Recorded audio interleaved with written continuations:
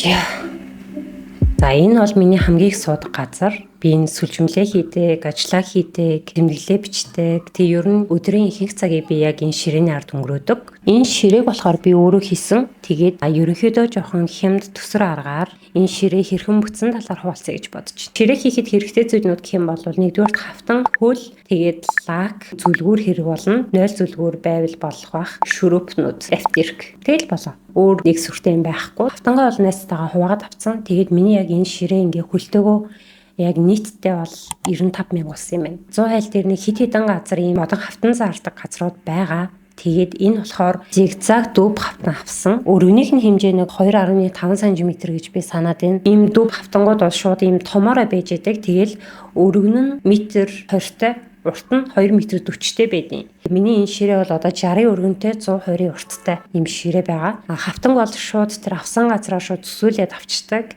Яг хүссэн хэмжээгээр тит титийн харьцаатай зүсүүлье гэж хэлээд шууд зүсүүлчдэг. 100 айлын тэр хаваар зөвгийн өөр энэ төр гэдэг алдах материал зардаг газар зөндөө байгаа. Тэндээс 4 ширхэг хөл олж аваад шүрүүпээр тогтоочин.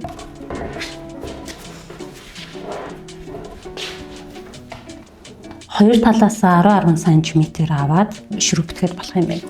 Яг адилхан авах бол шугамар ерөнхийдөө ингэ зураад өгчмөр юм байна. Шугамдаад эндээс авсан хэмжээгээ бас шугамдчих. Тэгэхээр ингээд тэгээд энийгээ яг эндээ тавиад аль аль талаасаа хэмжээнд таарч байгаа гэсэн үг. Тэгээд зүбэ гээд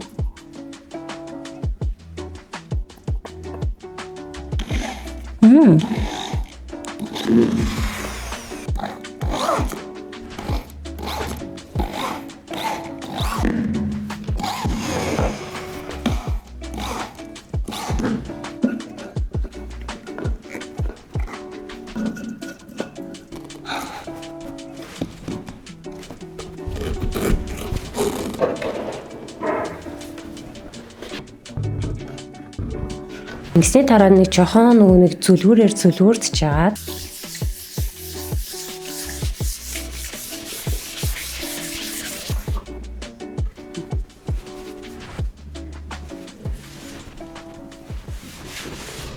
лакаар би нэг 2 давхарлаж лагдсан. Гэхдээ дахиад ч ер нь хит удаа лагдчихвал зүгээр санагдсан. Энэ талаасаа бүр амар гоё жигд хатчихэв.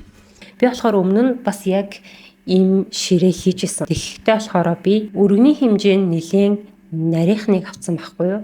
Тэгэнгүүтээ лака дутуул агдснаасаа болоод энэ тэндээ нөгөө эдлэний явцдаа энэ тэндээ ингээд нөгөө харлаад жоохон мух олцсон. Тэгсээ тэр харасныг бол зүлгүүрсэж байгаа л дахиад лагдчих болох байсан л та. Гэхдээ өргөнөөрөө жоохон ийм зузаан дуу мод байвал зүгээр юм байна гэж бодоод тэрийгээ сольсон. Би ер нь ийм нэг өөрийн гэсэн булантай байх айгуу дуртай. Хаанч амьдарч исэн өөрийн гэсэн ийм нэг булан заавал үүсгдэг. Энэ ширээнийхээ өнцөг хүртэл энэ хэсэгт юм хийх бодолтой байна. Миний хамгийн дуртай хэсэг болохоор энийг болохоор би табау дээрээс дахиалж авч исэн. Тэгээд материал нь ч гэсэн айгүй хөөрхөн ирсэн. Ийм өөрөөсөө ийм халаасуудтай ийм самбар байгаа байхгүй юу. Тэгээд энэ самбарт болохоор нөгөө өөртөө ойрхон банк хэрэглэгддэг юмнуудаа хийх гэж байгаа байхгүй юу. Энд ер нь хийн гэж бодсон юмнуудаа энэ сагсан дотор бүгдийг хийцэн байгаа. Банк хэрэглэдэг бал болон харандаа дээш хийж.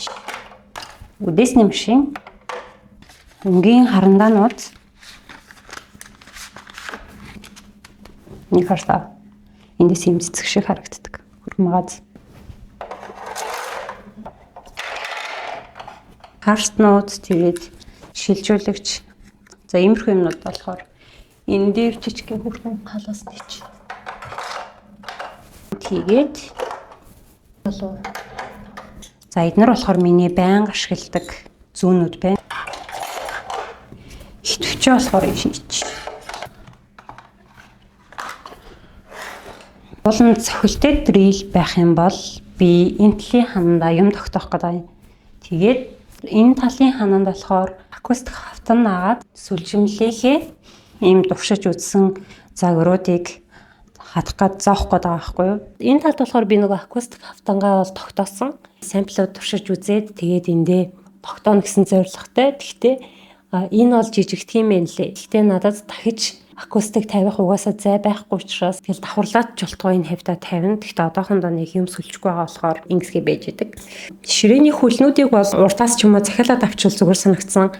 100 айл дээр яг зөвгийн үүр өнтрээр явхаар гой хөлнүүд юусоо байдаггүй. Нэг хоёр төрлийн хөлөл эдийн. Нэг нь энэ цагаан, нөгөөх нь нэг жоохон далийн юм хар. Тэгээд нэг алтлаг өнгөтэй хөл байгаа, баг өөр хөл хайгаад баг олдохгүй. Эднэр бол угаасаа стандарт өндөртэй яг ширээнд тохирсон юм өндөртэй байж идэг. Тэгээд шууд аваад хавтан дээрээ шүрүү бүтчихэд л болно. Ямар нэгэн хотойх янз бүрийн асуудлууд бол ерөөсөө гарч байгаагүй. Хоёр дахь жилдээ би яг ийм хавтангаар ширээ хийж байгаа.